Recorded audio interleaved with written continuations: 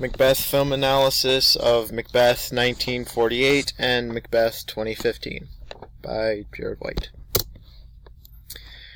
William Shakespeare's Macbeth has been retold for centuries in books, movies, and referenced in TV shows. Both Orson Welles and Justin Kurzel have taken Macbeth to the silver screen in drastically different time periods, with Orson Welles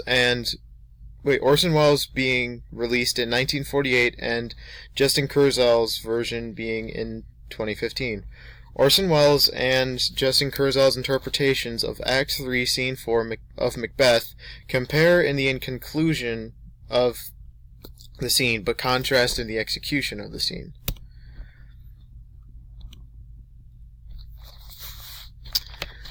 To start off, it's a comparison of the scene.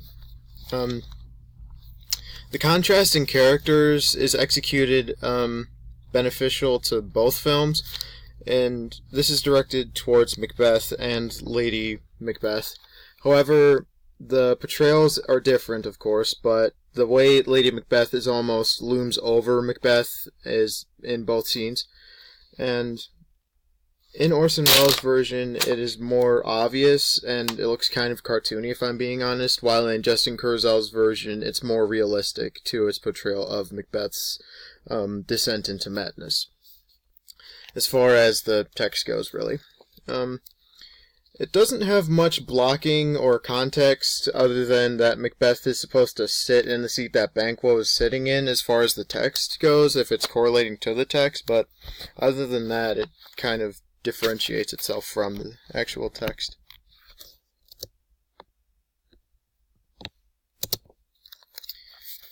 Now is my first contrast, and which is the execution.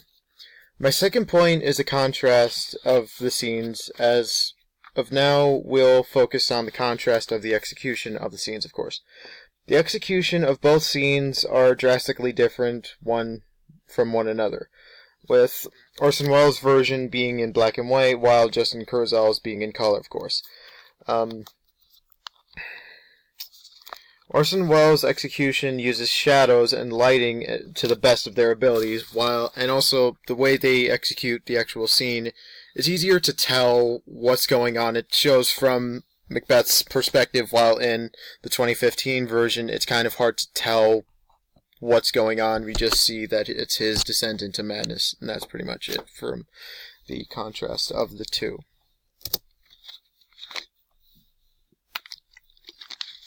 Excuse me, I had to take a drink. Alright. Now, my second contrast is the cinematography in both scenes. It is different due to them being made in completely different time periods, of course, one in 1948 and the other in 2015. And, of course, one being in black and white and one being in color. The low-lit environment in Justin Kurzel's version, it uses its advantage in contrast between Lady Macbeth and the lords in the room, because everything's just in different colors, really. And in Orson Welles' portrayal of the scene, they had many limitations being in black and white film. However, they used lights and shadows to their advantages. Finally, my last comparison is that they convey the same message. Not much can really be said about this fact, other than that they both can convey the same message, and that they were both told differently, of course, but that's all I could really find. And sorry about that, but my conclusion. There's no doubt that Orson Welles and Justin Kurzel executed Act 3, Scene 4 differently. However, they did include the scene to keep a coherent storyline, yet both versions served their purpose, to share an art to the masses. Welles and Kurzel accomplished this beautifully with their films, and Macbeth still remains a classic in modern literature because of it.